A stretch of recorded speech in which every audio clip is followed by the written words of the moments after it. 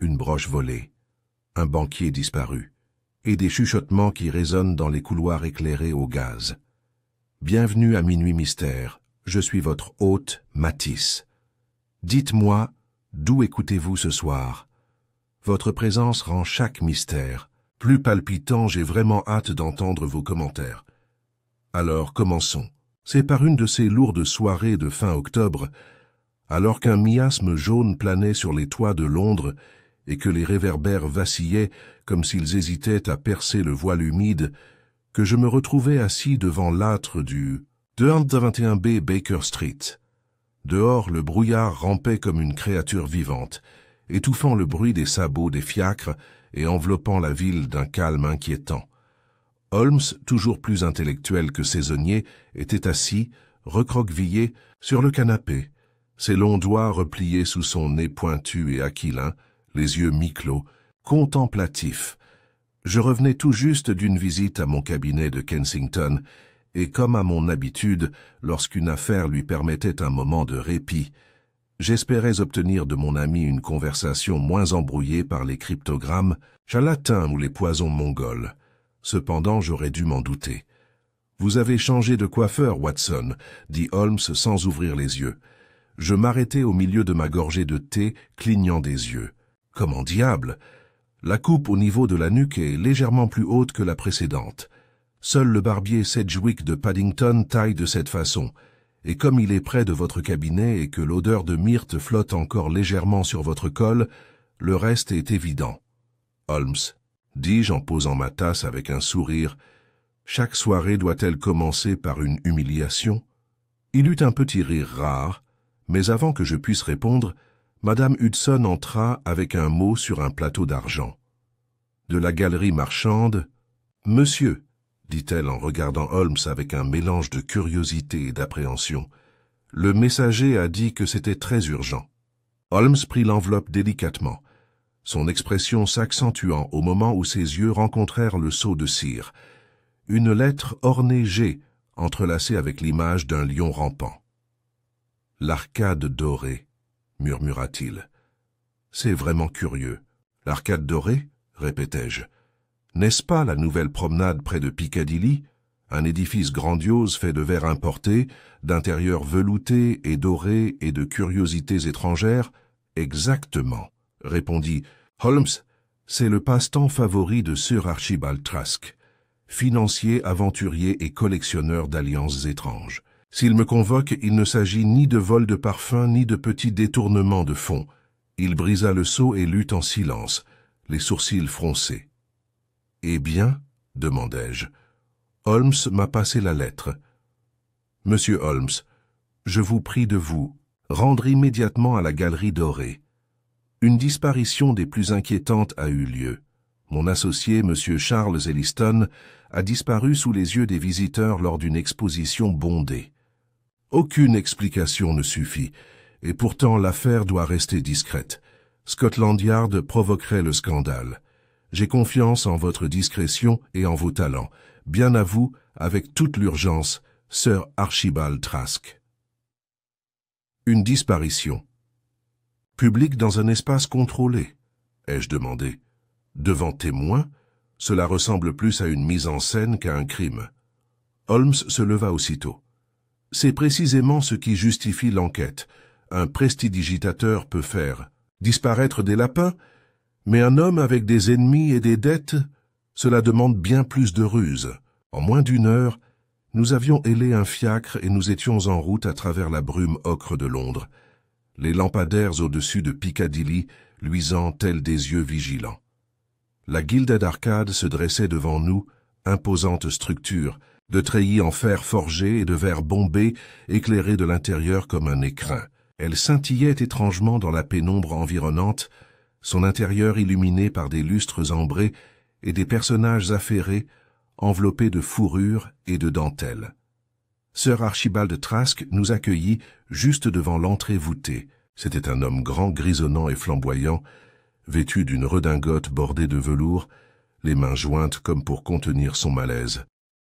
« Monsieur Holmes, Dieu merci. Le docteur Watson, je suppose. » Il nous serra la main d'une main légèrement tremblante.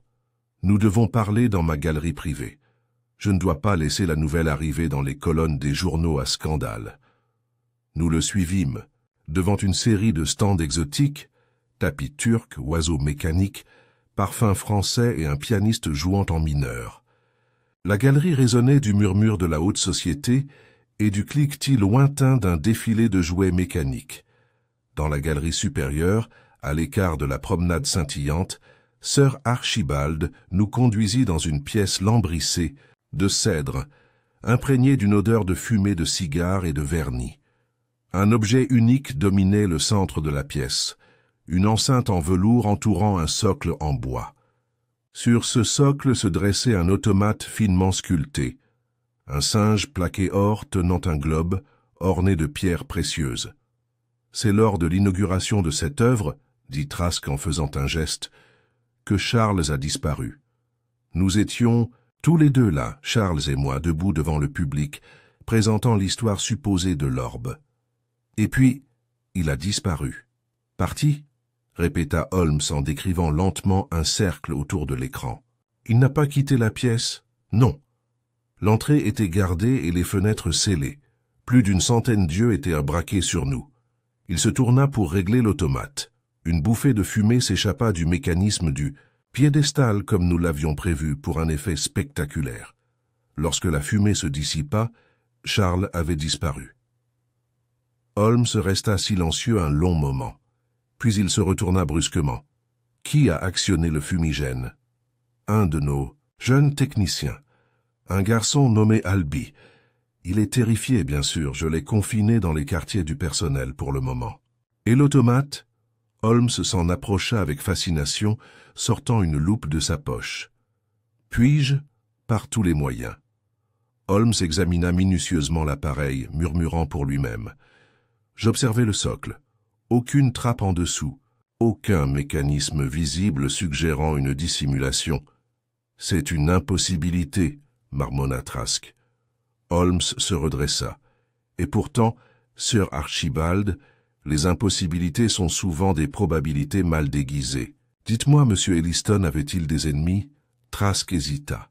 Charles était un homme charmant, brillant en finance, mais oui, il avait des dettes et des rumeurs de liaison avec une dame de marque. Les yeux de Holmes brillèrent. Ah, le cocktail habituel. À ce moment-là, on frappa à la porte de la galerie. Un huissier tremblant lui passa la tête. « Monsieur, l'agent de police posté à l'entrée nord de l'arcade vient de disparaître. »« Disparu » m'exclamai-je. L'huissier hocha la tête. « De la même manière, monsieur. » Là un instant, disparu l'instant d'après. Seul son casque est resté. Holmes se tourna lentement vers l'automate, son visage indéchiffrable.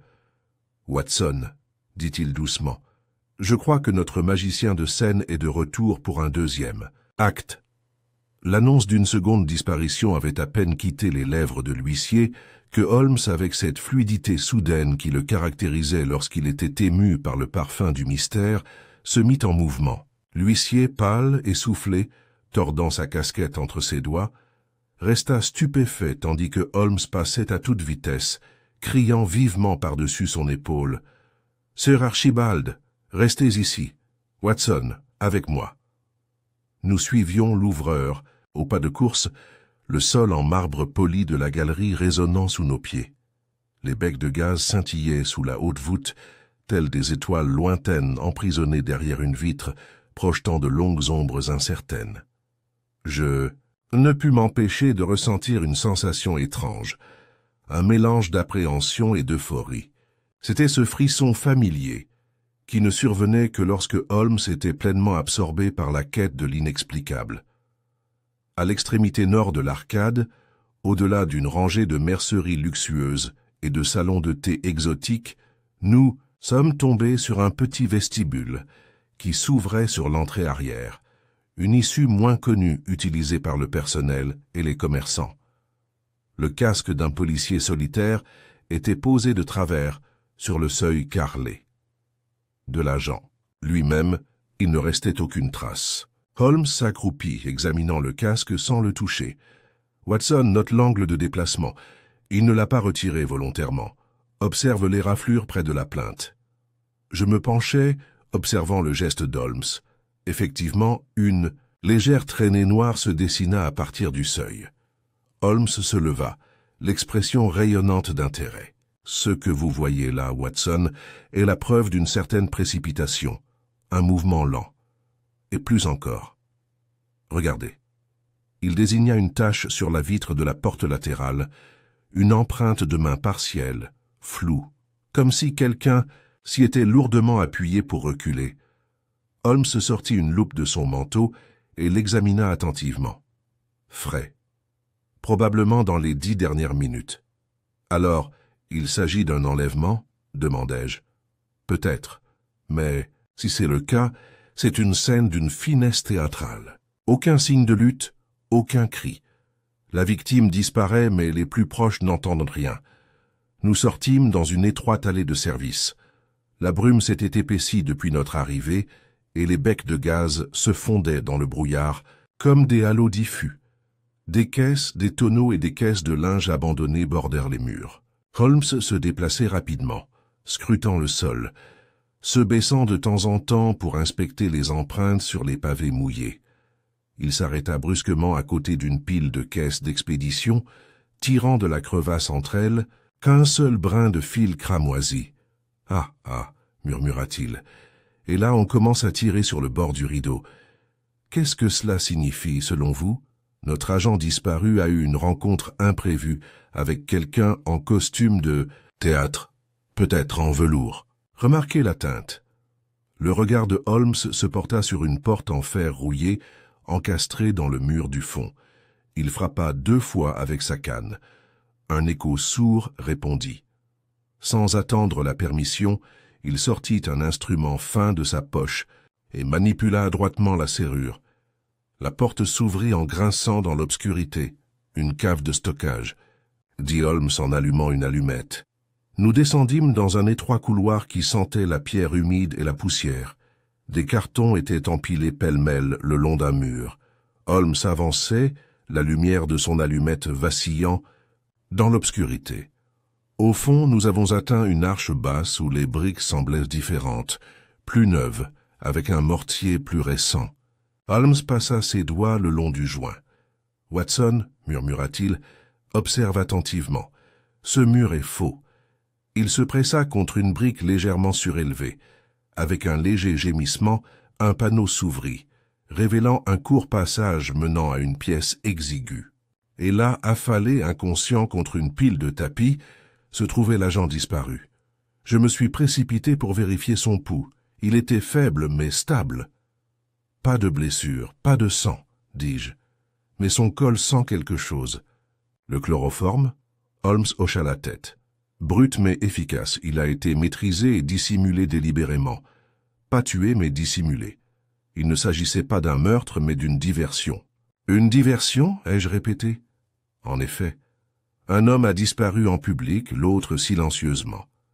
Le magicien doit avoir 2 mains pour réussir son tour, l'une pour s'épanouir, l'autre pour tromper. Nous avons difficilement ramené l'agent à lui, et bien qu'il fût groggy, il ne se souvenait que de peu de choses. « Quelqu'un m'a attrapé par derrière, » murmura-t-il. J'ai senti une odeur sucrée, puis tout est devenu noir. De retour dans la galerie marchande, Sir Archibald arpentait la pièce à toute allure, à notre retour. En voyant l'agent, se rétablit vivant, quoique désorienté. Il poussa un soupir de soulagement. « Alors Elliston pourrait peut-être être retrouvé » s'exclama-t-il.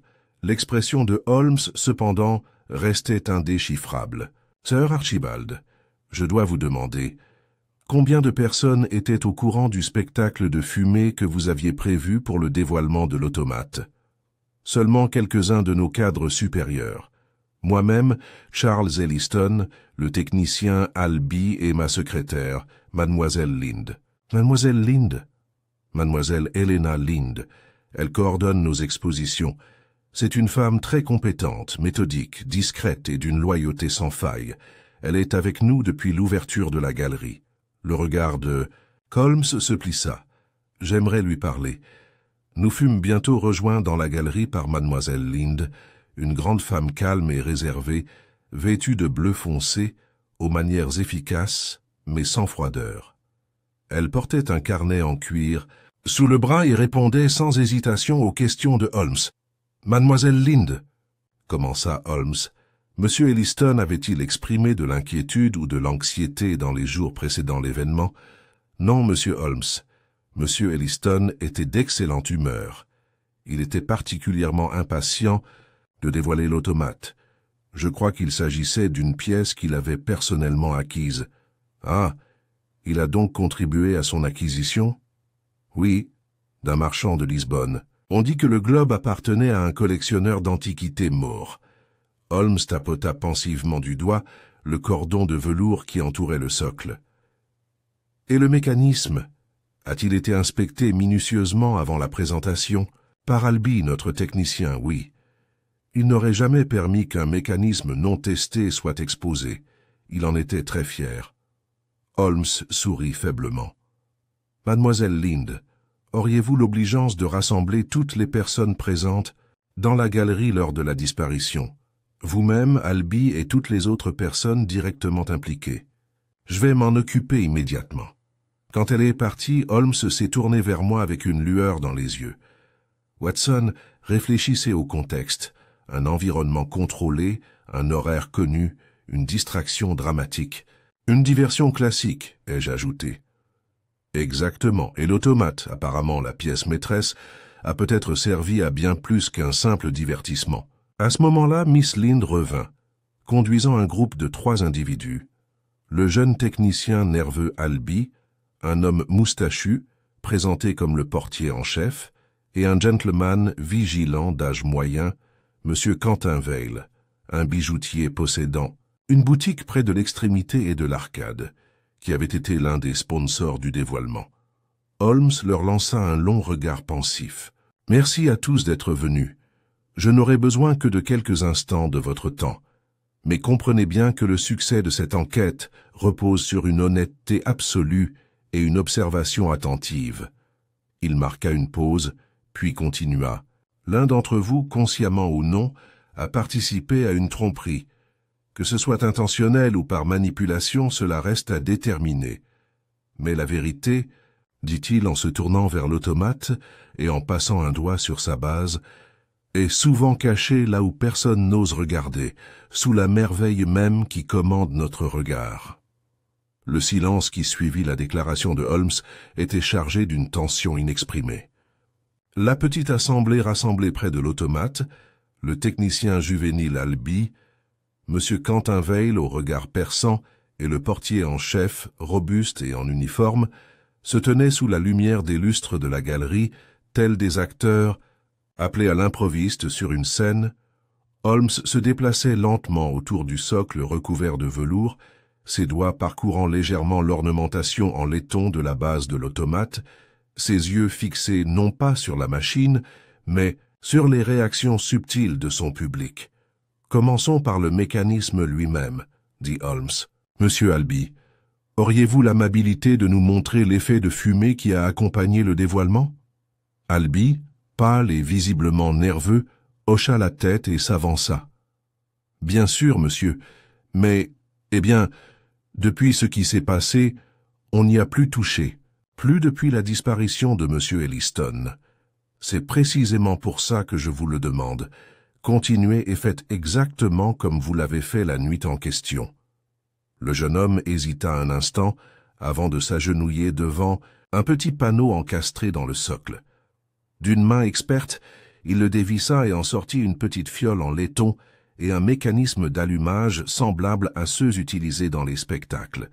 D'un mouvement du poignet, une épaisse fumée grise jaillit d'une ouverture dissimulée au pied de l'automate, s'enroulant vers le haut et masquant momentanément le haut de son corps. Holmes observa attentivement, et lorsque la fumée se dissipa, il s'avança et s'agenouilla à côté d'Albee.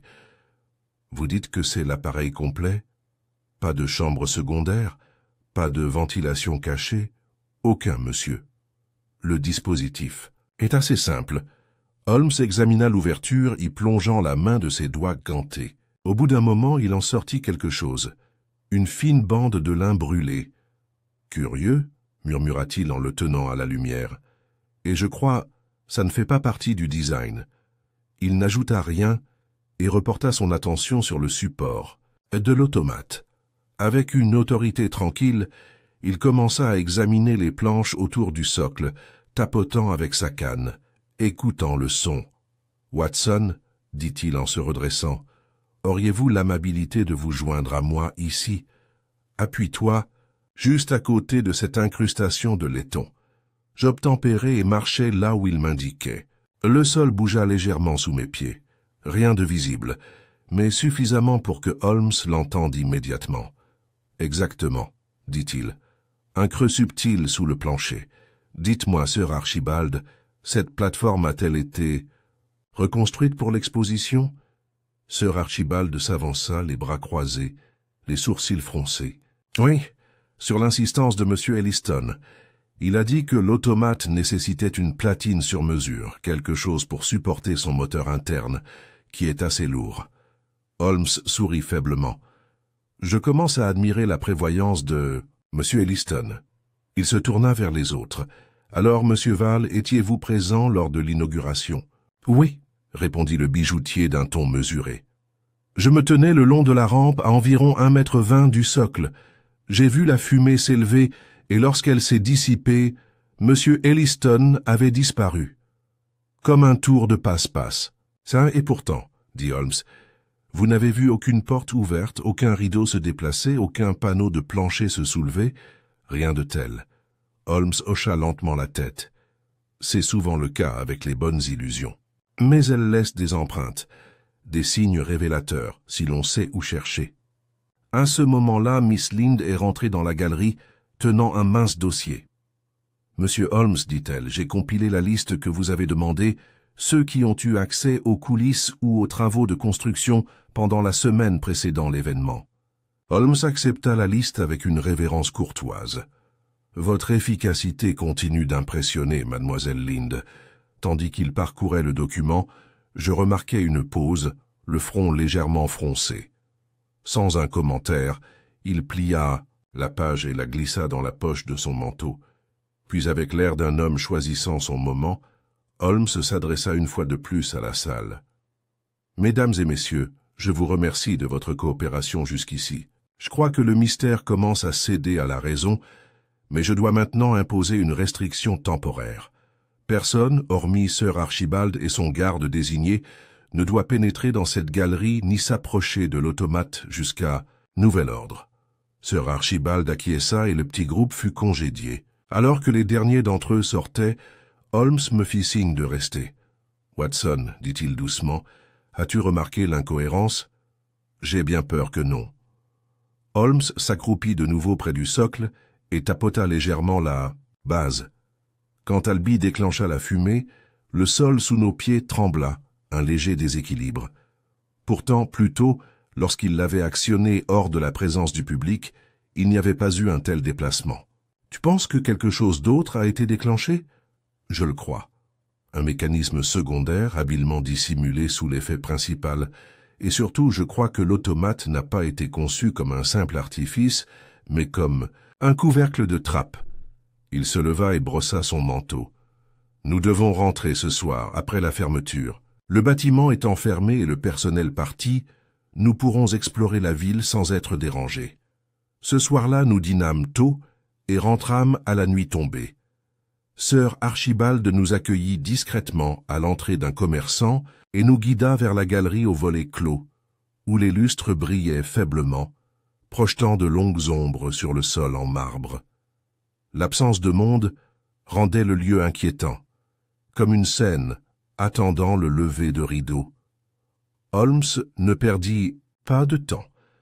Avec les outils de son manteau, il détacha le panneau de base de l'automate et commença un examen méthodique. Je l'assistai du mieux que je pus, le surveillant pendant qu'il travaillait. « Eh bien, murmura-t-il une heure plus tard, vous voilà. » Il tira un levier, presque invisible sous l'incrustation de velours, et avec un bruit sourd-bruit, source une section du sol derrière le socle décalé vers l'arrière, sur des charnières silencieuses.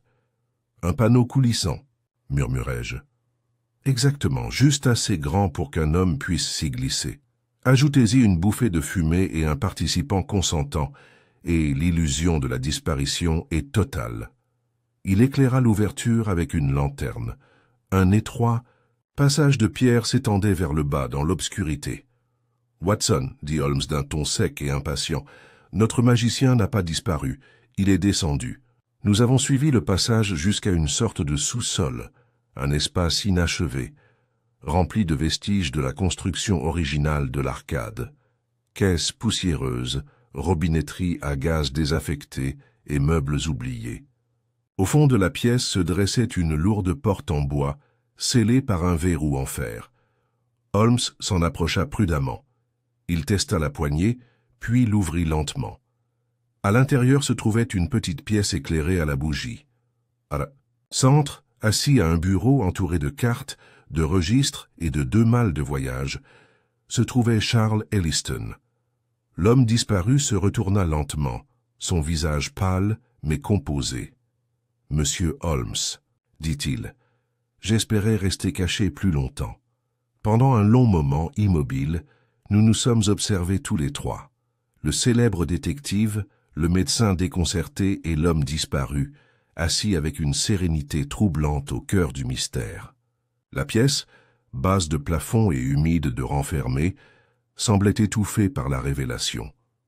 La lumière vacillante de la lampe à huile posée sur le bureau éclairait les contours du visage de Charles Elliston, projetant des ombres nettes qui lui donnaient des traits plus creusés que dans mon souvenir du portrait de la galerie de Sir Archibald. Holmes, toujours inébranlable, rompit le silence. « Vous ne semblez ni surpris ni particulièrement consterné d'être découvert. » Elliston hocha lentement la tête, las. « Je savais que ce n'était qu'une question de temps.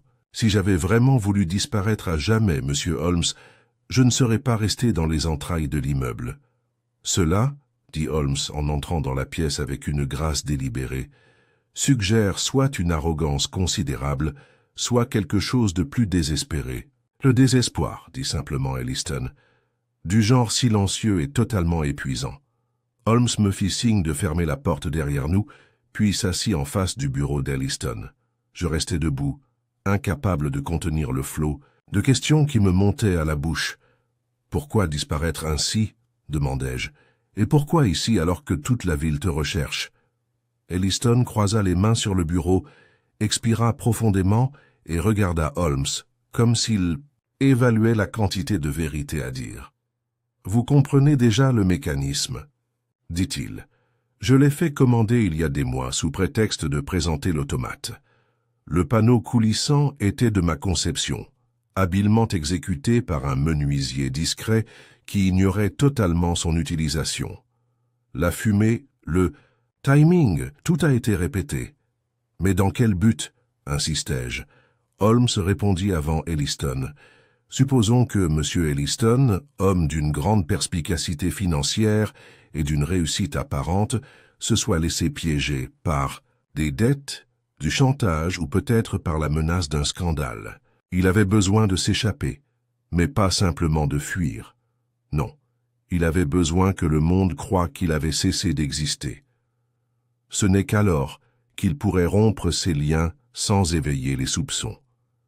Les lèvres d'Elliston tressaillirent. « Mi-admiration, mi-résignation. »« Oui, dit-il, c'est le cœur du problème. » Il se leva et se dirigea vers une armoire étroite, d'où il sortit un mince dossier relié par une ficelle. Il le tendit à Holmes, qui dénoua la ficelle et commença à en feuilleter le contenu.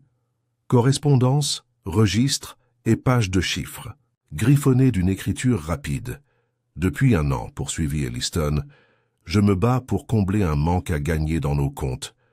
Au départ, il s'agissait d'un manque à gagner, un simple mauvais investissement que j'avais dissimulé, dans l'intention de rembourser avant les audits trimestriels. Mais la situation s'est envenimée. J'ai emprunté pour masquer le manque à gagner, puis j'ai emprunté à nouveau pour régler le premier. Bientôt, je me suis retrouvé empêtré dans des obligations envers des hommes que je n'avais aucune raison de connaître. « Des usuriers ?» demandai-je. « Pire encore, dit-il doucement. Des créanciers étrangers, dont les intérêts dépassaient largement l'argent.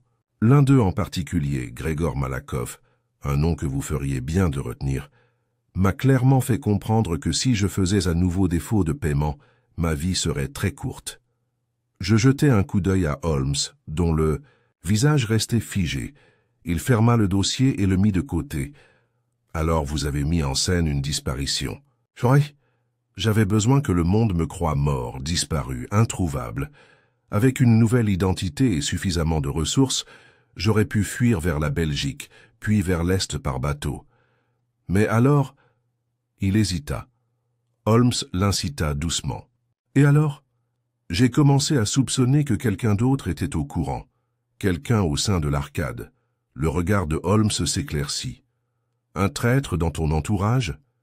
Elliston hocha lentement la tête. « Je ne peux pas le prouver, mais quelques jours avant l'exposition, des petits détails ont commencé à se produire. Mon bureau privé a été dérangé, une de mes malles a été déplacée, le menuisier qui avait fabriqué le panneau a été payé et a disparu. Et le matin de l'inauguration, j'ai trouvé un mot caché sous mon sous-main. Il disait simplement « Tu ne seras pas seul en bas ». J'ai ressenti un frisson. « Vous avez donc interrompu l'évasion, » dit Holmes, « mais vous étiez déjà engagé dans l'illusion. » Elliston s'assit de nouveau, se frottant le front. « Exactement. Je suis descendu comme prévu, mais je suis resté ici, à attendre, à observer. J'ai verrouillé la porte de la cave, mais malgré tout, quelqu'un a réussi à entrer. » Holmes se redressa. « Vous n'étiez pas seul. Il y a 2 nuits, je me suis réveillé et j'ai trouvé ma bougie éteinte au milieu d'un bruit de pas qui s'éloignait dans le couloir. Rien n'avait été emporté. Rien n'avait été dit. Seulement une présence. » Il y eut un long silence, pendant que Holmes absorbait cela, puis il se leva, ses yeux scrutant à nouveau la chambre. « Il y a des secrets encore non révélés, » murmura-t-il. « Et si vous voulez survivre à cette épreuve, monsieur Elliston, vous devez me faire entièrement confiance. Restez ici cette nuit. Ne touchez plus à rien, je reviendrai à l'aube. »« Vous croyez que la menace est toujours présente ?» demanda Elliston. Le regard de Holmes s'assombrit. « Sans aucun doute. Et j'ai l'intention de le démasquer. » Nous sommes remontés de la cave en silence. Tandis que la trappe se fermait au-dessus de nous, Holmes a tracé 2 lignes croisées au sol à la craie et a posé une allumette en travers. « Un test, » expliqua-t-il. « S'il est dérangé, nous saurons que quelqu'un d'autre est revenu. » Dehors, le brouillard s'était à nouveau épaissi, s'enroulant en volutes fantomatiques le long de l'allée. « Holmes, dis-je alors que nous sortions, dans la rue, qui aurait pu être assez bien informé pour déjouer le plan d'Elliston? Sûrement pas Sir Archibald ?» Holmes secoua la tête. « Trop direct. Et mademoiselle Lind, malgré sa proximité, ne montre aucun signe de duplicité. Seulement une loyauté teintée d'anxiété. Non, Watson. Le traître est quelqu'un dont les intérêts ne sont ni professionnels ni sentimentaux. Alors qui ? » Les lèvres de Holmes se retroussèrent légèrement. « Monsieur Quentin Weil, le bijoutier. Le sponsor ? » « Exactement. Un homme qui a insisté pour se tenir précisément à la balustrade de la galerie lors de l'inauguration, qui vendait régulièrement des objets rares et des importations étrangères, et qui, comme l'ont révélé les archives de mademoiselle Lind, a passé 4 soirées, la semaine précédant la disparition, à inspecter les travaux sous prétexte de préparer une exposition. « Tu penses que c'est notre saboteur ? » « Je pense, dit Holmes, qu'il est plus qu'il ne le prétend. Et demain, Watson, nous testerons cette théorie, avec un piège de notre cru. » Le lendemain matin, un soleil pâle et humide filtrait à travers les fenêtres tachées de suie de Baker Street. Holmes, inhabituellement silencieux pendant notre petit déjeuner, était assis en tailleur sur le canapé, les journaux du matin étalés en éventail devant lui. Il les parcourait non pas à la recherche de nouvelles de la disparition de Charles Elliston, car de son propre chef, cette information n'était pas encore parvenue à la presse, mais plutôt d'une tendance, d'une ondulation peut-être, qui pourrait indiquer une ingérence dans des affaires plus obscures. Je me suis occupé avec le télégraphe, jetant de temps en temps des regards vers Holmes, qui finit par plier le dernier grand papier et le jeta de côté. « Rien ?» demandai-je. « Au contraire, » dit-il en se levant. « Quelque chose, et c'est le manquet de mention qui le confirme. » Je fronçai les sourcils. « Tu veux dire que le silence lui-même est un indice ?» En effet, pas un mot sur l'incident de la Galerie Dorée. Cela suggère non pas un désintérêt, mais une volonté de dissimulation. Soit quelqu'un a soudoyé la rédaction pour qu'elle se taise, soit, et sa voix prit alors un ton plus grave, quelqu'un a suffisamment d'influence pour faire taire la curiosité sans même avoir besoin de la demander. Vous soupçonnez Malakoff? Je soupçonne la portée de Malakoff. Et je crois que M. Vail est la pointe de cette lance particulière. Il se dirigea vers son bureau, où le petit registre qu'Elliston lui avait remis la veille était toujours ouvert. Watson, observe. Il ouvrit la couverture et désigna une entrée au milieu de la 2e page. La ligne disait « Paiement AV, accès à la sous-structure de la galerie marchande G, espèce, sans EI. » « Fves, murmurai-je, pour Vail, presque certainement. Mais c'est la somme, 100 livres, qui m'intrigue. Ce n'est pas rien, et elle apparaît plus d'une fois. Regardez, ici, et encore 3 semaines plus tôt. Pourquoi un bijoutier, aussi prospère soit-il, exigerait-il de tels paiements pour accéder à l'infrastructure de la salle de jeu? Pour planter quelque chose, ai-je osé. Pour observer au minimum. Holmes referma le registre. Nous devons parler à M. Vail, mais pas dans sa boutique, où il pourrait être surveillé.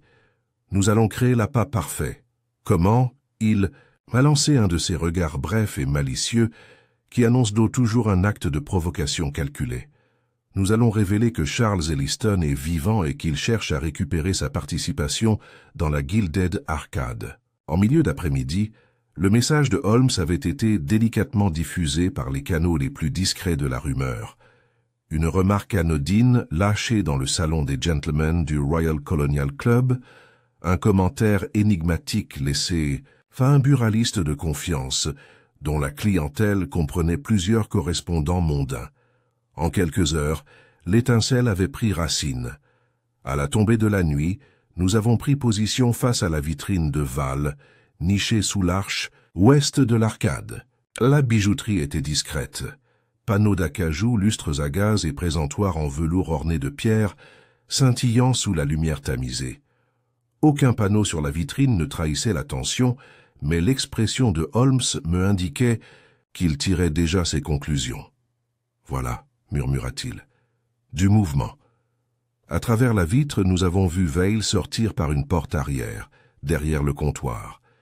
Il s'est déplacé rapidement, chapeau bas, et a disparu dans la galerie. Holmes et moi l'avons suivi à distance prudente.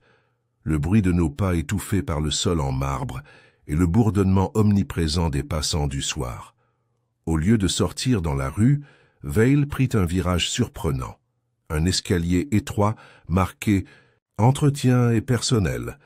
Holmes me fit signe de rester près de lui. Nous descendîmes dans un couloir faiblement éclairé par des lampes à huile vacillante. Une lourde odeur de poussière et de vernis flottait. Vail s'arrêta devant une porte verrouillée et sortit une clé. Il jeta un coup d'œil par-dessus son épaule, inconscient de notre présence dans l'ombre, et disparut dans l'embrasure de la porte. Holmes attendit exactement 10 secondes avant d'avancer. Il s'agenouilla devant la serrure. « Une simple mortaise », murmura-t-il. « Surveille le couloir, Watson. » Je gardai les yeux fixés sur le couloir, tandis que Holmes manipulait la serrure avec une rapidité déconcertante. D'un geste doux cliquet, la porte s'ouvrit en grinçant. La pièce au-delà n'avait rien d'un débarras. Elle ressemblait à un bureau, une sorte de bureau caché. Des cartes bordaient un mur et une grande table centrale contenait des plans, des livres de comptes et de la correspondance en plusieurs langues. Mais c'est l'objet posé sous un tissu noir au centre de la pièce qui attira immédiatement l'attention de Holmes. D'un mouvement rapide, il retira le tissu. En dessous se trouvait une valise en cuir. À l'intérieur, soigneusement emballée, se trouvaient de faux documents de voyage, des devises étrangères et une enveloppe scellée portant uniquement la lettre. M. Holmes ouvrit l'enveloppe et en sortit une feuille de papier. Ses sourcils se froncèrent. « Watson, lise ceci. J'ai pris la page. S'il refait surface, éliminez-le. Le délai pour le remplacer expire dans 6 jours. Vous avez le plan. Agissez en conséquence. Ne le recontactez pas, sauf échec de la mission. » La signature était un symbole grossier, un serpent enroulé autour d'un marteau. « Malakoff », dit Holmes d'un ton sombre, ou du moins son représentant. Il ne s'agit pas d'une simple extorsion financière. Il s'agit d'un remplacement organisé d'Elliston, qui a nécessité son départ et la coopération de Vail. Mais pourquoi? Pour installer une marionnette à sa place. Elliston disparaît, présumé mort.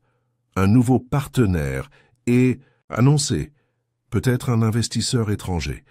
La propriété de la galerie marchande change discrètement, et avec elle, le contrôle d'un bien immobilier clé du centre de Londres. Un point d'ancrage précieux pour quiconque cherche à se développer.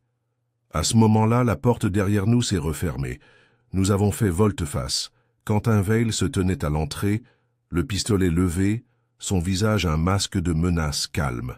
« Impressionnant, » dit-il. « Je ne vous attendais pas si tôt, monsieur Holmes. » Holmes leva la main. « Et pourtant, vous avez verrouillé la porte derrière vous. Précaution. Voyez-vous, j'étais sur le point de brûler ces documents. Je me doutais que la rumeur susciterait la curiosité. » Val s'avança, son arme stable. « Tu t'immisces dans des affaires qui te dépassent. Éloigne-toi maintenant, et tu vivras assez longtemps pour les oublier. » « J'oublie rarement quelque chose, » dit Holmes froidement. Les yeux de Vail se posèrent sur moi puis revinrent. Dommage. Puis dans le couloir un fracas soudain retentit, un bruit sourd, le bruit du bois qui se brise. Vail se tourna instinctivement vers le bruit. Holmes se déplaçait comme l'éclair. D'un geste, il enfonça la valise dans le poignet de Vail. Le pistolet partit vers le plafond. Je me jetai en avant et attrapai le bras de Vail tandis que Holmes lui arrachait l'arme. Quelques instants plus tard, Vail était au sol, gémissant, les poignets retenus par les menottes de Holmes. La porte s'ouvrit à nouveau brusquement. Sûr. Archibald, le visage rouge et déconcerté. J'ai entendu le coup de feu, mais bon sang, qu'est-ce que c'est? Holmes, respirant à peine plus fort que d'habitude, fit un geste calme vers Vail. Sir Archibald, voici votre saboteur.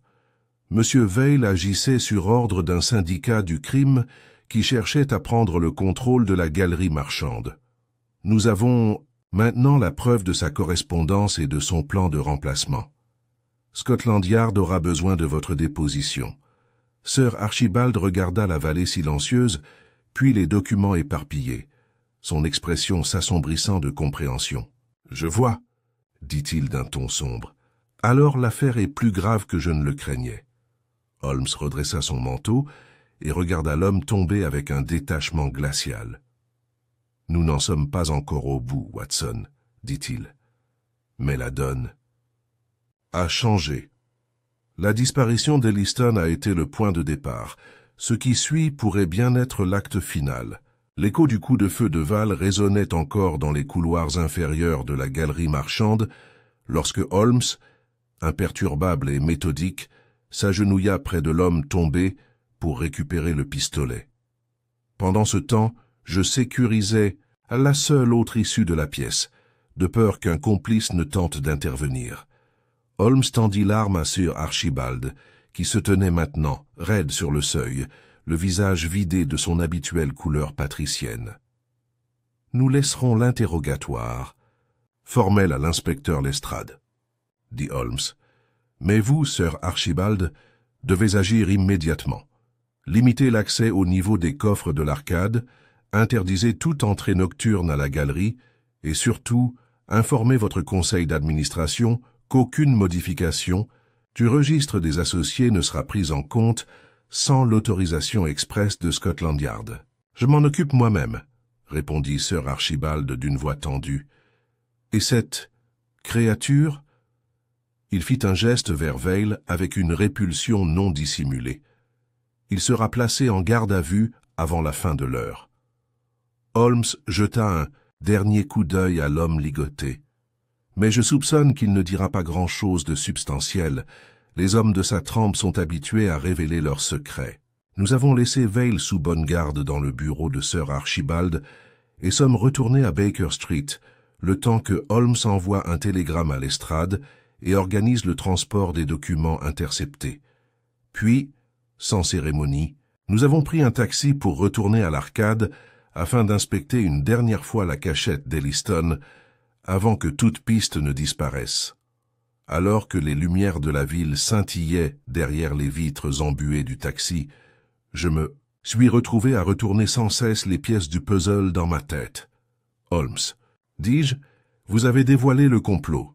Vail, l'implication obscure de Malakoff, le projet de remplacer Elliston et de prendre le contrôle de l'Arcade.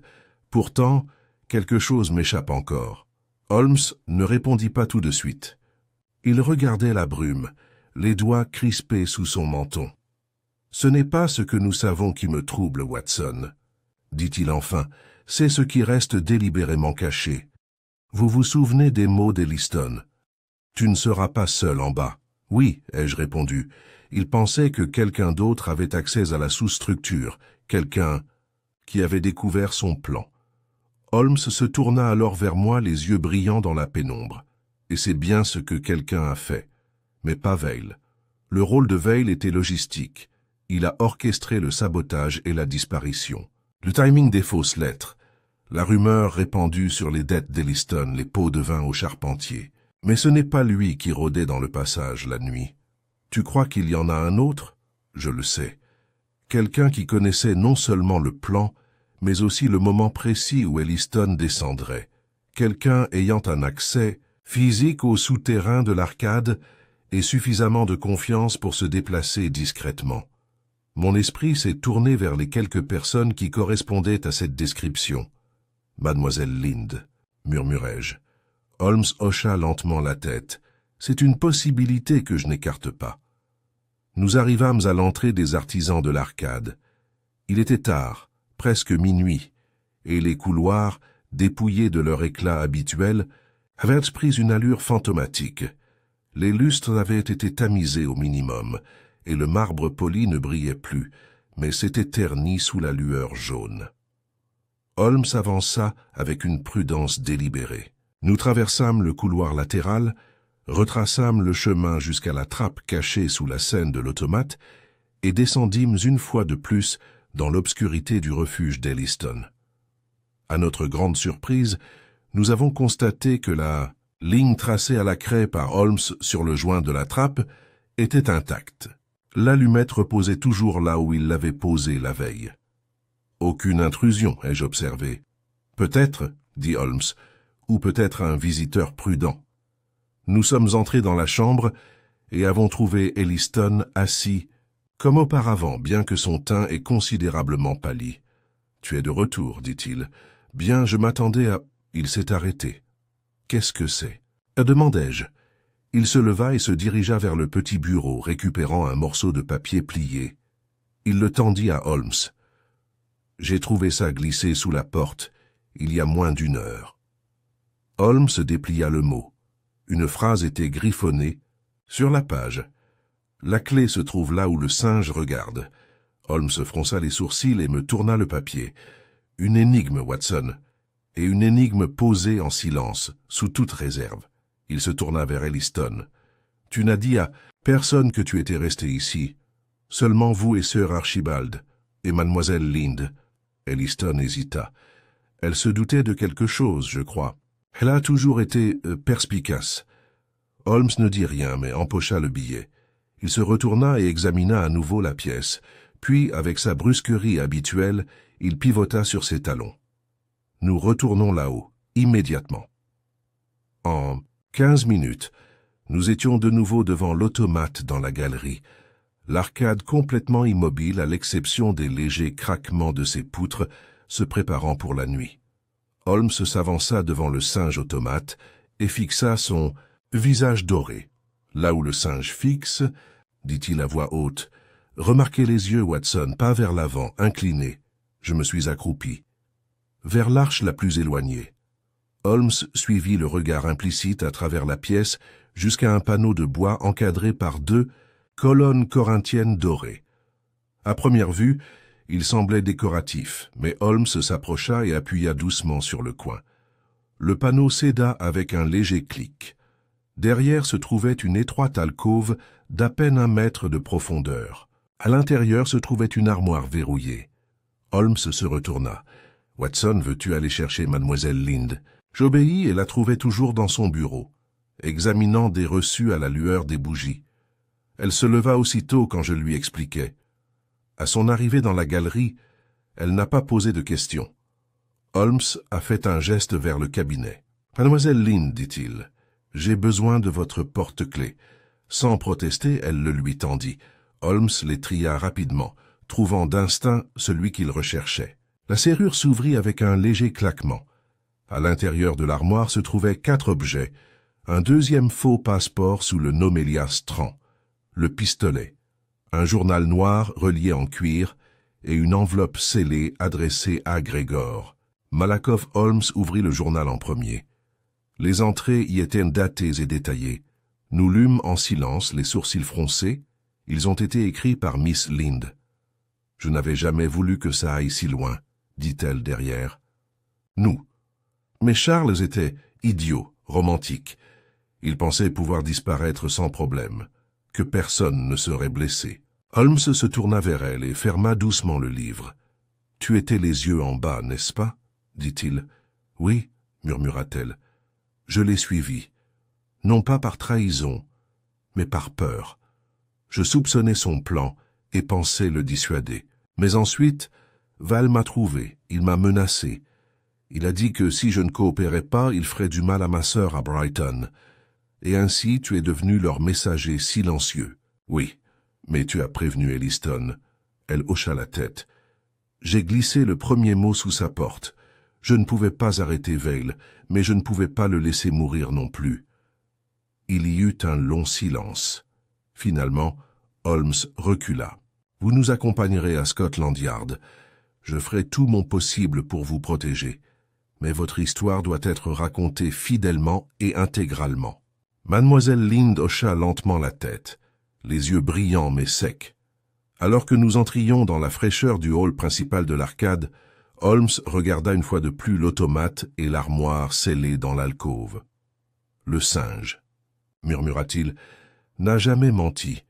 Il regardait seulement là où les secrets avaient toujours été cachés. Nous avons quitté la Gilded Arcade dans les heures calmes précédant l'aube, les rues de Londres silencieuses, à l'exception du bruit occasionnel des bottes d'un agent de police ou du cliquetis d'un chariot de lait lors de sa tournée matinale. Miss Lind, emmitouflée dans un long pardessus pour se protéger du froid, était assise entre Holmes et moi dans le taxi, les mains jointes sur ses genoux. Malgré son calme, je sentais une tension sourde se nouer sous sa retenue, un épuisement de conscience, le poids de secrets gardés et à moitié dits. Holmes, quant à lui, resta inhabituellement silencieux pendant le trajet, le regard fixé sur la vitre embuée. Je reconnus sa posture. Son esprit, bien que désengagé de toute conversation, travaillait furieusement derrière cette apparence immobile. Dans cet état, même mes questions bien intentionnées ne pouvaient que l'interférer. À notre arrivée à Scotland Yard, l'inspecteur Lestrade nous a accueillis avec son habituel mélange de suspicion et de curiosité. « Vous m'avez donc apporté une confession ?» demanda-t-il en regardant Miss Lind. « Pas tout à fait, » répondit Holmes. « Vous recueillerez sa déposition intégralement sous condition de protection. Elle détient des informations qui, si elles sont bien comprises, nous mèneront au dernier responsable de cette affaire, celui qui a orchestré les événements à distance. » Lestrade grogna. « Alors on n'a pas encore attrapé l'araignée ?»« Non, » dit Holmes. « Nous avons simplement balayé les fils extérieurs de la toile. » Miss Lind fut escortée à l'intérieur, et Holmes et moi restâmes dans le couloir, où un lampadaire à gaz vacillait faiblement au-dessus de nos têtes. Nous restâmes quelques instants sans parler. Puis Holmes se retourna brusquement. « Retournons à la galerie, Watson. »« Encore. Il y a un dernier élément que je dois confirmer. « Mais que reste-t-il » demandai-je, tandis que nous avancions à nouveau dans le froid. « Val est en détention. Mademoiselle Lind a révélé son implication malgré elle. Elliston est vivant et prêt à témoigner. Que voulez-vous de plus ?» Les yeux de Holmes, vifs et brillants, se fixaient sur moi avec cette intensité qui ne manquait jamais de faire vibrer une corde sensible dans ma poitrine. « C'est la raison pour laquelle tout cela est arrivé, » dit-il simplement. Au lever du soleil, l'arcade ne ressemblait à aucune autre, ni enveloppée de brume, ni animée par les commerces de l'après-midi, mais silencieuse et argentée, sa verrière reflétant la pâle lumière matinale. Holmes franchit d'un pas ferme l'entrée désormais gardée. Saluant d'un signe de tête, l'agent de police posté là, et se dirigea de nouveau vers la galerie. À notre arrivée, Sir Archibald était déjà présent, arpentant la pièce devant l'automate, comme s'il allait s'animer et nous donner des réponses. Et il sursauta légèrement en nous voyant. « D'autres révélations, monsieur Holmes ?» Holmes hocha la tête. « J'ai besoin d'accéder à vos dossiers financiers. » Sir Archibald cligna des yeux. « Pardon ?» Plus précisément ceux relatifs aux sponsors internationaux de l'arcade. Les noms qui apparaissent dans vos registres privés, mais pas dans les documents publics. Sir Archibald ouvrit la bouche, puis la referma. C'est une information plutôt délicate. Holmes s'avança. Alors, laissez-moi être franc. Quelqu'un a utilisé cet endroit comme bien plus qu'une simple salle de jeu. Derrière sa façade de curiosités et de commerce, il est devenu une coquille vide, un élégant vaisseau doré, dans lequel les capitaux étrangers pouvaient discrètement s'infiltrer. Val Belliston et même Miss Lind, tous étaient des acteurs. Mais le chef d'orchestre, Sir Archibald, est quelqu'un de puissant, de haut placé et de proche. La mâchoire de Sir Archibald se serra. « Accusez-vous moi, monsieur Holmes. »« Non, » dit Holmes doucement. « J'accuse l'homme qui vous a conseillé de construire cette galerie, celui qui a organisé son agrandissement, milité pour des protections fiscales, et vous a présenté à vos bailleurs de fonds étrangers anonymes. L'homme qui vous a conseillé de nommer Elliston, celui qui a accès à vos livres de comptes, privé et qui a visité la galerie lors de l'installation finale de l'automate, à 2 reprises, sans jamais signer le registre des visiteurs. Je fixai Holmes. Mais qui... Holmes se tourna vers les ombres de la galerie supérieure. « Monsieur Desmond League » cria-t-il, « vous pouvez avancer. » Et à ma grande surprise, une silhouette émergea de l'ombre au-dessus de moi. Un homme en jaquette grise, aux tempes argentées, avec l'assurance inimitable d'un banquier ou d'un conseiller de la haute société. Il descendit l'escalier lentement, sans hâte d'un pas mesuré. « Monsieur Holmes, » dit-il en atteignant le sol, « il semble que mes efforts de discrétion aient échoué. » Les yeux de Sir Archibald s'écarquillèrent. « Desmond, vous ?» Holmes répondit à sa place. « Desmond League, consultant financier, ancien attaché à la mission commerciale britannique à Vienne. Retraité depuis 2 ans, il était sous le coup de soupçons discrets de manipulation monétaire. » Leigh sourit faiblement. « Tu as fait tes devoirs. »« Vous étiez derrière tout ça, » poursuivit Holmes. « Vous avez orchestré le partenariat entre Elliston et Trask, connaissant le goût du risque d'Elliston et son habitude de dissimuler les pertes à court terme. Vous avez permis à Vail d'infiltrer la structure et avez introduit le nom de Malakoff pour semer la peur. Vous avez planifié la chute d'Elliston non pas comme une punition, mais comme un remplacement. Il devait être destitué et remplacé par un mandataire. » La voix de Leigh resta calme. L'arcade était sous-utilisée. Il fallait la diriger. Holmes s'approcha. « Non, il fallait contrôle. Par un scandale fabriqué, vous revendiqueriez la propriété par l'intermédiaire d'intermédiaires silencieux. Mademoiselle Lind était votre observateur, mais elle n'était pas aussi loyale que vous le croyiez. » Leigh inclina légèrement la tête, comme en signe de concession. « Malheureusement, dit-il, vous ne pouvez pas prouver grand-chose. » Holmes sortit de son manteau un mince registre, celui que Miss Lind avait remis. « Sauf ceci, dit-il. Votre nom apparaît codé, mais le code est celui utilisé pendant votre mandat. À Vienne, j'ai pris la liberté de le confirmer auprès d'un contact au ministère des Affaires étrangères. Ces pages, une fois examinées, révéleront une correspondance avec Veil, des instructions pour les faux passeports et des détails de transferts financiers trop précis pour être une coïncidence. Pour la première fois, le masque de Leigh tomba ne serait-ce que pour un instant. Sir Archibald s'avança, le visage rouge de colère. « Vous m'avez manipulé. Vous avez utilisé mon nom, mon entreprise, mon... » Leigh l'interrompit d'un air d'indifférence absolue. « Tu as été utile. Rien de plus. » Un agent de police est entré à ce moment-là, répondant au tumulte. « Monsieur Leigh, dit Holmes, vous accompagnerez cet officier à Scotland Yard. Si vous décidez de coopérer, peut-être bénéficierez-vous d'une certaine clémence. Mais sachez que la partie est terminée. » Alors que l'officier emmenait Leigh, l'écho de ses pas mesurés s'estompa au loin. Plus tard dans la matinée, Holmes et moi retournâmes à Baker Street. Le brouillard s'était levé et la ville s'animait, inconsciente du drame qui s'était déroulé derrière les portes polies de l'Arcade. Au cours d'un thé, j'ai finalement posé la question qui me trottait dans la tête. « Holmes, comment as-tu su que c'était Leigh ?» Holmes sourit. « Le mot pour Elliston. Là où le singe regarde. » Une phrase d'un génie subtil. Seul quelqu'un connaissant parfaitement la disposition symbolique de l'arcade pouvait savoir que le regard de l'automate était plus que décoratif. Après tout, Leigh avait insisté pour que le singe soit installé, affirmant qu'il s'agissait d'un clin d'œil à la modernité exotique. Son empreinte était partout, pour peu qu'on sache où regarder. Et mademoiselle Lind, elle a peut-être commis une erreur, dit Holmes, mais elle l'a fait sous la contrainte. Sa rédemption résidait dans ce mot, et il nous a donné ce dont nous avions besoin. J'ai hoché la tête, sentant un sentiment familier de clôture s'installer sur la journée. Et Elliston, ébranlé mais vivant. Je pense qu'il quittera bientôt l'Angleterre, discrètement. Je veillerai à ce qu'il le fasse, sans autre intervention.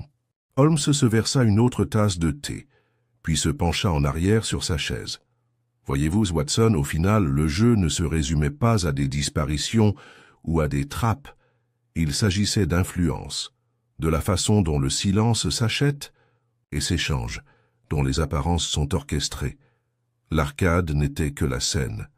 Et la performance? Il sourit faiblement. Conclu pour l'instant. Pendant les 3 jours qui suivirent l'arrestation de Desmond Leigh, un silence s'installa sur la galerie dorée.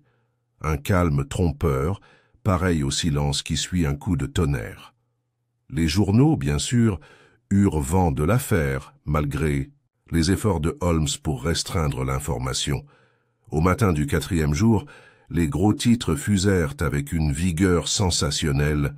Mystère à la Galerie Dorée, un associé disparu, des financiers étrangers et un passage secret. Sous la promenade des joyaux de Londres. L'étoile du soir. Le détective Holmes démasque les supercheries de la haute société. Le Daily Chronicle. Ce que la presse ignorait, et que Holmes veilla à ce que cela reste obscur, était l'étendue des agissements de Desmond Leigh à l'étranger. Le registre retrouvé dans l'armoire secrète, combiné aux aveux de Quentin Veil et de mademoiselle Helena Lind, confirmait que Leigh avait collaboré avec des agents continentaux, opérant sous le nom de Gregor Malakoff. Malakoff lui-même, semblait-il, avait une fois de plus échappé à la capture, disparaissant dans le réseau obscur des réseaux criminels d'Europe de l'Est avant que Scotland Yard ne puisse émettre un mandat. Pourtant, le danger était passé, pour l'instant.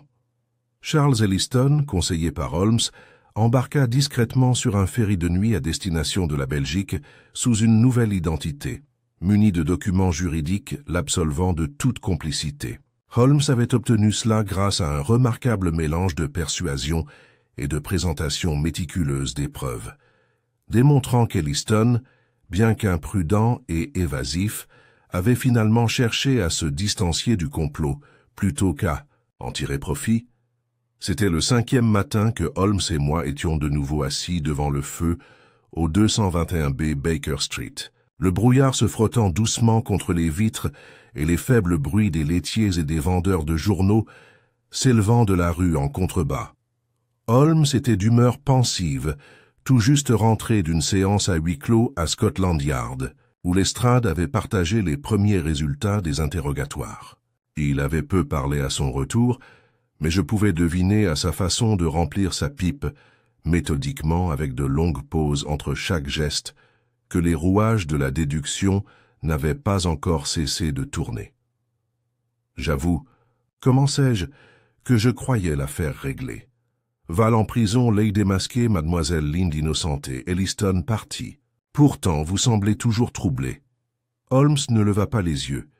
Il gratta une allumette d'un coup sec et alluma la pipe avant de répondre. Ce n'est pas ce qui me perturbe, Watson. C'est celui qui se cache derrière. Je posai mon journal. Tu veux dire Malakoff? Holmes hocha la tête, exhalant un lent panache de fumée. Nous avons dérangé la poussière d'une architecture plus vaste. L'arcade dorée n'était qu'une façade, un étincelant instrument de dissimulation.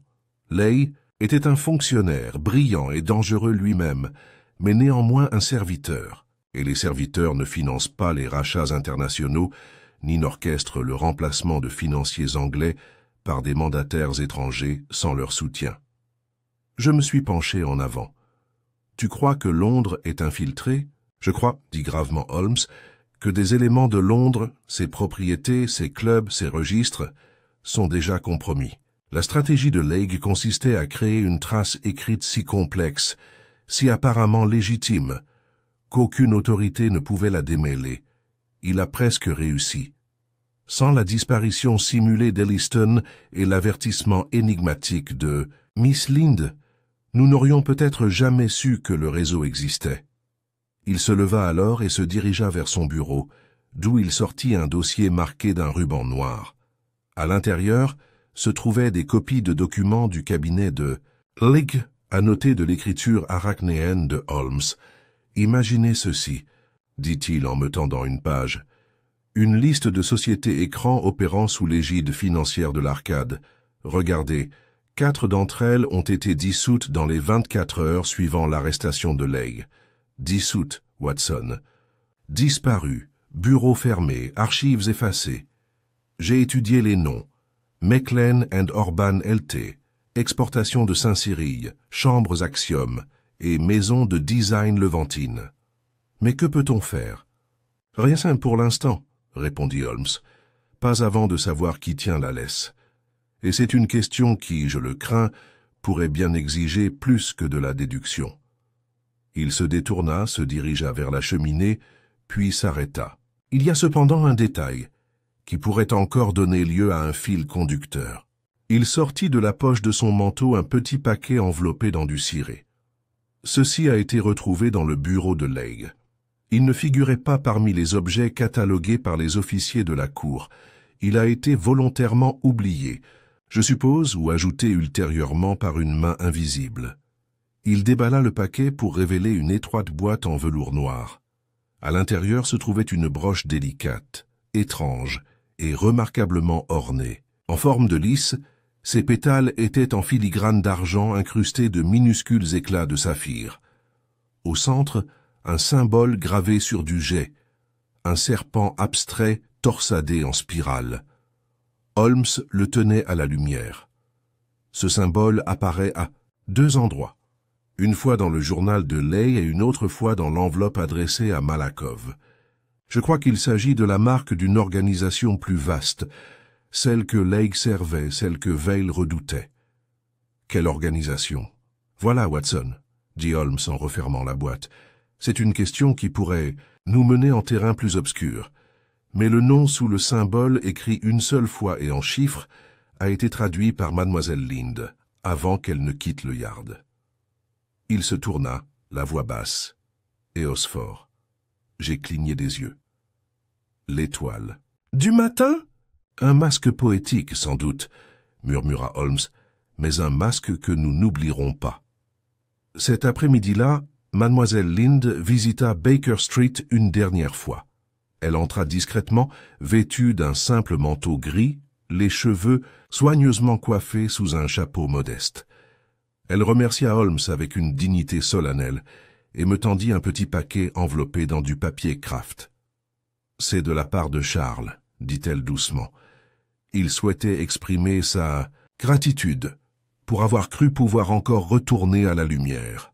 Holmes accepta le colis et lui adressa un léger signe de tête. « Mademoiselle Lind, vous avez fait preuve d'un grand courage. Ne laissez pas l'ombre de cette affaire obscurcir votre chemin. »« J'essaierai, » dit-elle, puis, avec un léger sourire, elle quitta nos vies aussi silencieusement qu'elle y était entrée. Après son départ, Holmes déballa le colis. À l'intérieur se trouvait une petite boîte à puzzle mécanique, de conception française, ornée d'engrenages en ivoire et en laiton. Sur une carte pliée, il était écrit « Pour l'homme qui comprend ce qui se cache sous la surface ». Hal IA Holmes l'étudia un instant, puis le tourna une fois, deux fois, écoutant son mécanisme interne. « Un geste charmant, dit-il, et une métaphore pertinente. » Il le posa sur la cheminée à côté de son Stradivarius et reprit sa place près du feu. Alors que les heures passaient et que le crépuscule approchait à nouveau, je me suis retrouvé à regarder la lumière ambrée du foyer, réfléchissant à tout ce qui s'était passé.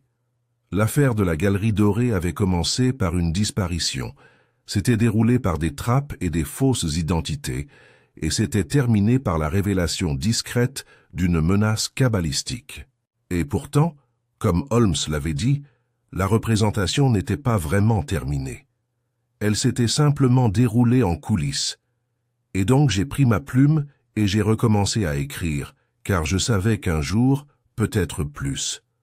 Tôt que nous ne l'avions prévu, Holmes se lèverait à nouveau de sa chaise, ajusterait ses menottes et dirait « Allez, Watson, la partie commence. » C'est par une soirée venteuse, un peu moins de 15 jours après l'éclatement de l'affaire de la Gilded Arcade, que Holmes s'assit de nouveau à sa place habituelle devant le feu, le regard perdu et les doigts croisés dans une contemplation silencieuse. L'énigme de la trahison de Desmond Lley avait été dévoilée, mais le plus grand mystère, la forme qui se profilait derrière l'incident, restait d'une obscurité exaspérante.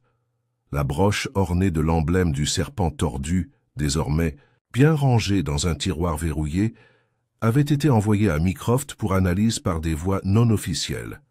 Holmes avait insisté pour qu'elle ne passe pas entre les mains de Scotland Yard. « Lestrade, dit-il, est compétent en matière de cambriolage et de meurtre, mais ceci, Watson, c'est de l'espionnage, et cela exige une touche plus subtile. Quant à moi, je m'attendais à ce que la vie à Baker Street reprenne son rythme habituel. Mais l'agitation de Holmes persistait. Il se levait au milieu de la nuit pour consulter des cartes ou éplucher une correspondance codée. Il touchait à peine son violon.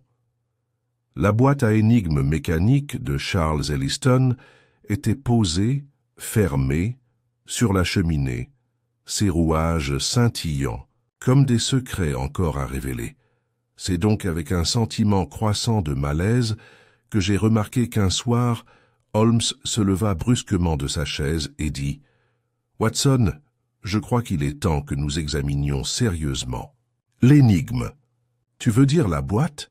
Il hocha la tête, se dirigeant déjà vers la cheminée.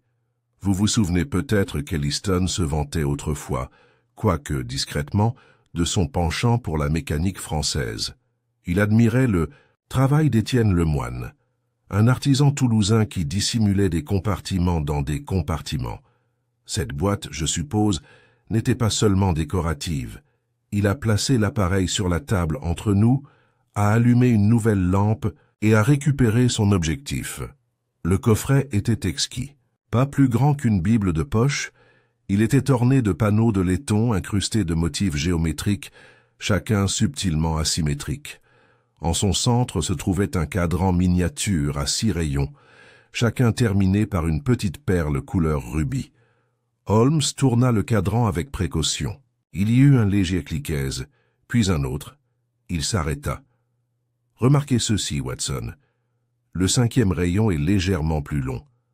Un défaut de fabrication? Je ne pense pas. Il l'enfonça doucement. Avec un petit entaille, le panneau supérieur s'ouvrit pour révéler un deuxième couvercle incrusté de minuscules roues numérotées. Un chiffrement alphanumérique. Une combinaison, dis-je. Holmes se tourna vers moi avec cette lueur familière dans les yeux. En effet. Et seul un homme connaissant la séquence correcte oserait tenter l'opération de peur de déclencher le verrou interne, ce qui, je suppose, détruirait le contenu. Et tu crois que tu le sais? J'ai une théorie. Il ajusta lentement les roues. Arcade déesse que la dernière lettre fut alignée, le second couvercle s'ouvrit. À l'intérieur se trouvait un morceau de parchemin plié, pas plus grand qu'une carte de visite. Dessus, écrit d'une écriture qui n'était ni la mienne ni celle de Holmes, mais manifestement délibérée, figuraient 3 lignes. Tout ce qui est doré n'est pas de l'or. Tout ce qui est vendu n'est pas acheté. La flamme scintille vers l'ouest, là où parlent les miroirs. Holmes se renversa en arrière. Un message, pas d'Elliston, de l'homme qui regarde lui. Je l'ai regardé fixement. Tu veux dire que cette boîte a été plantée? Pas tout à fait, répondit Holmes. Je crois que c'était doué. Peut-être par l'intermédiaire des créanciers d'Elliston, peut-être par des canaux qu'il n'a même pas perçus. Cette note, cette rime est trop précise. Elle suggère la prochaine étape. Il se leva et se dirigea vers son bureau, où il prit un plan détaillé de Londres. À l'aide d'une règle et d'un crayon, il traça une ligne reliant la Gilded Arcade au West End, suivant la trajectoire logique de « La flamme vacille vers l'ouest ». Son doigt atterrit sur un rectangle ombragé le long du bord sud de Covent Garden. « Voici, murmura-t-il, la salle des miroirs. » J'ai cligné des yeux. « Tu parles du vieux théâtre ?» En effet, autrefois une scène prestigieuse, aujourd'hui fermée et silencieuse. Mais depuis 2 mois, elle est louée anonymement et financée par un compte remontant à Axiom Chambers, l'une des sociétés dissoutes de Liège. Mon souffle s'est arrêté. « Tu penses qu'ils l'utilisent encore ?»« Je pense, Watson, » dit Holmes en attrapant son manteau, « que la prochaine représentation est déjà en répétition. » La salle des miroirs se dressait telle une relique oubliée, ses colonnes grecques étouffées par le lierre et la suie. Une enseigne rouillée pendait à un coin, ses lettres autrefois peintes n'étant plus qu'un fantôme dans le brouillard londonien. Mais alors que Holmes et moi approchions sous le couvert de l'obscurité, j'ai remarqué une lumière unique, allumée derrière l'un des hauts vitraux. Holmes sortit un passe-partout de sa poche intérieure. Un souvenir de l'époque où j'assistais, l'inspecteur Gregson dans l'affaire de la fraude au théâtre de Brighton. Nous sommes entrés silencieusement par une porte latérale. L'intérieur était plongé dans l'ombre, l'odeur du vieux velours, et la poussière s'accumulait dans l'air. Nous avons traversé un couloir bordé de miroirs fêlés, légèrement déformés, jusqu'aux coulisses de la scène abandonnée. De là, on pouvait le voir. Une table unique occupait le centre de la scène. Sur elle, éclairée par une lampe suspendue, reposait un registre. 2 hommes se tenaient au-dessus. L'un, large d'épaules et indéniablement étranger, portait un long manteau de laine. L'autre, un homme mince à la moustache pâle, prenait des notes. Holmes pressa sa main contre ma poitrine. « Ne bouge pas. » L'étranger parlait à voix basse. Nous n'entendions pas ses paroles, mais Holmes remarqua immédiatement le dialecte. « Slave. Biélorusse, peut-être. Pas russe. » Le 2e homme hocha la tête, puis sortit une 2e broche, jumelle de celle que nous possédions, et la plaça dans une pochette en velours. « C'est ça la cible, » murmura Holmes. « C'est l'un d'eux. » Soudain, le premier homme se redressa et se retourna, son regard parcourant les rangées du théâtre, et l'espace d'un instant je craignis d'avoir été vu. Mais aucun cri ne retentit. Holmes m'a tiré en arrière. Nous avons rebroussé chemin et sommes sortis dans la rue sans un bruit. Ce n'est qu'une fois que nous fûmes suffisamment éloignés que Holmes parla. Nous avons trouvé le prochain nœud. De l'organisation. Oui. Cette salle n'est pas seulement un point de rencontre, c'est un relais. Message, matériel, instruction. La flamme vacillante se déplace vers l'ouest, Watson, car l'est est déjà allumé. De retour à Baker Street, Holmes rédigea un télégramme codé à Mycroft, ne mentionnant que les détails nécessaires. « Si nous agissons trop ouvertement, dit-il, nous attirons l'attention des mauvais yeux. Mais cela nous donne quelque chose de tangible. Un fil qui traverse Londres, cousu d'or et d'illusions. Et la salle des miroirs. On le surveillera, dit Holmes, et un jour, quand ils s'y attendront le moins, il sera fermé, pour de bon. » Il se retourna vers le feu. Dehors, le vent s'était levé de nouveau, secouant les vitres. Par rafales irrégulières, Holmes sirotait son thé, la broche reposant à nouveau dans son tiroir à côté du bout de verre et de la carte d'Elliston. « Il y a de la poésie dans la tromperie, Watson, » murmura-t-il, « mais à la fin tout tombe. » C'était une caractéristique particulière du monde interlope londonien, surtout celui des bas-fonds, liés non pas aux bagarreurs de ruelles ou aux faussaires, mais aux financiers et aux intermédiaires. Étranger, de préférer l'élégance à la force, les murmures au bruit. Et cela n'était nulle part plus évident que dans le dénouement final de ce que Holmes décrirait plus tard, non sans un dédain ironique, comme une conspiration des plus courtoises. Après notre découverte nocturne au Mirror Hall, Holmes entra dans une période d'inactivité délibérée. Du moins, c'est ce qu'aurait pu croire un observateur non averti. En réalité, il tendait soigneusement le piège, une phase invisible de calme calculé. La prochaine étape, dit-il au petit déjeuner le lendemain matin, ne doit pas venir de nous, Watson. Elle doit venir de l'erreur de toute entreprise. Criminel est de se croire invincible, de croire que l'invisible rend intouchable. Et c'est alors, lorsqu'ils se croient au plus profond de l'ombre, qu'ils entrent en lumière. Et s'ils ne le font pas, ils le feront, répondit Holmes d'un ton neutre. Parce que le registre de la chambre de Leigh était incomplet, nous avons laissé cette vérité circuler discrètement par des voies non officielles. Desmond Leigh était peut-être leur lieutenant, mais ils le soupçonneront de leur avoir caché des secrets, par cupidité, par influence. Ils enverront quelqu'un pour le confirmer. Et la salle des miroirs, surveillée, dit Holmes. 2 agents en civil appartenant au cercle privé de Mycroft sont postés sur place. Nous interceptons toute communication ou tout courrier. En attendant, nous préparons notre dernier acte. L'occasion se présenta 2 soirs plus tard. De retour à Baker Street, je trouvai Holmes déjà habillé pour un rendez-vous du soir. Redingote noire, gants et canne à bout d'argent. « Viens, Watson, » dit-il vivement. « Le rideau se lève ce soir. Nous allons assister à une vente. Aux enchères des plus exclusives. Une vente aux enchères ?»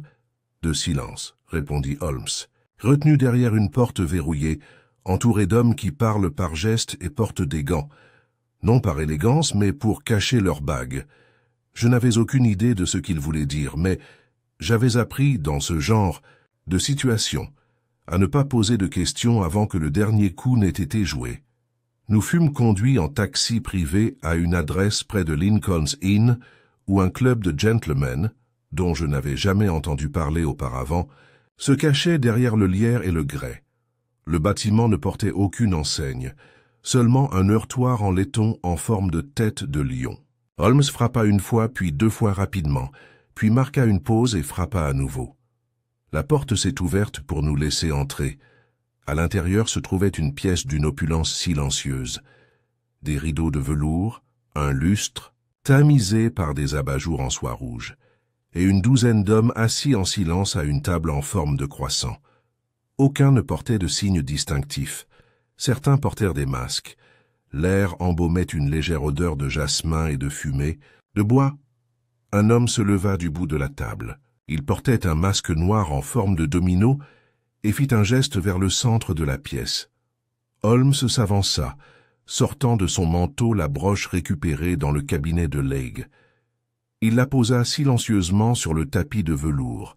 Il y avait un léger mouvement, subtil, comme le déplacement des chaises pendant une conférence inconfortable. « Tu nous apportes la marque, » dit l'homme masqué, « et pourtant tu n'es pas des nôtres. » Holmes inclina la tête.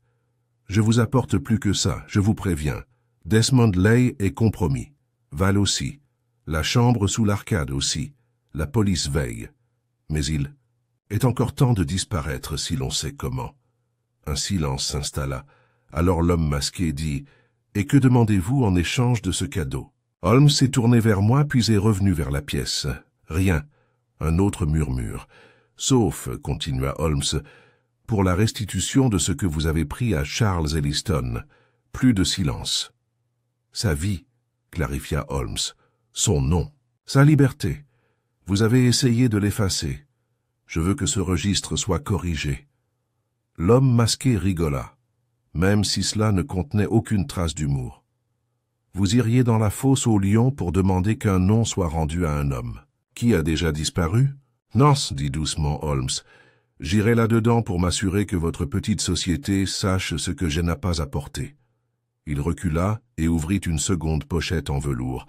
À l'intérieur se trouvait un papier, simple, non marqué, soigneusement plié. Le véritable registre. Le seul pas récupéré par le yard. C'est la copie que Leigh a cachée, même toi. Un halètement aigu et involontaire rompit le silence de la pièce. « S'il arrive quelque chose à Elliston, dit Holmes, ou à mademoiselle Lind, ou à quiconque, impliqué dans cette affaire, cette copie sera remise au ministère des Affaires étrangères. Les noms qu'elle contient garantiront que la moitié d'entre vous passera le reste de vos jours sur un rocher brumeux au large des côtes écossaises. » Il s'arrêta, laissant le silence s'installer. « Ou bien, poursuivit-il, vous pouvez prendre la broche, vous éloigner et laisser l'arcade redevenir ce qu'elle a toujours été censée être, une promenade de parfums et d'absurdité. » Personne n'a bougé. Puis après un long moment, l'homme masqué s'inclina. « La flamme vacille ailleurs, monsieur Holmes, dit-il. Vous ne nous reverrez plus. » Holmes inclina la tête. « Bien, c'était le but. » Nous sommes partis, en silence. Ce n'est qu'à mi-chemin de Baker Street que j'ai finalement expiré. « Tu as bluffé, » dis-je. Holmes sourit. « En partie. Le registre était réel, mais la menace résidait dans la performance. La plupart des hommes au pouvoir craignent davantage la dénonciation que la mort. »« Et ils vont le laisser partir ? » ?»« Pour l'instant, » dit Holmes, « mais pas pour toujours. Les organisations comme la leur ne disparaissent pas. Elles se replient, se regroupent, se rebaptisent. Ce n'est pas une victoire, Watson. Juste un sursis. » En arrivant à la maison, nous avons trouvé le feu allumé et Madame Hudson ayant laissé une théière. Holmes s'est approché de la cheminée, a pris la boîte à énigmes non ouverte des mains d'Elliston et l'a retournée une fois de plus. « Chaque secret, dit-il, est un mécanisme. La plupart n'attendent que la bonne clé. » Il appuya sur le dernier bouton. Le fond de la boîte se libéra. Un compartiment caché se trouvait à l'intérieur. Il l'ouvrit avec précaution. À l'intérieur se trouvait une photographie, délavée, délicate et étonnamment personnelle. Elle représentait Charles Elliston plus jeune, debout aux côtés de Miss Lind, sous l'arche de fer d'un théâtre démoli depuis longtemps. Entre eux se trouvait une plaque sur laquelle était écrit « Pour ceux qui gardent la lumière ». Holmes le contempla un long moment. Puis il le posa délicatement sur le bureau et se rassit dans son fauteuil. « Alors c'est fini, » dis-je, doucement, pour l'instant. Il ferma les yeux. Le rideau est tombé, Watson, mais derrière, une autre scène se construit déjà. Et dans la douce lueur des feux de Baker Street, tandis que le cœur de Londres ralentissait sous la suie et la fumée, j'ai perçu cette même lueur de réflexion, de vigilance, dans l'expression de Holmes. L'histoire était peut-être terminée. Mais le mystère, comme la ville, ne dormait jamais vraiment.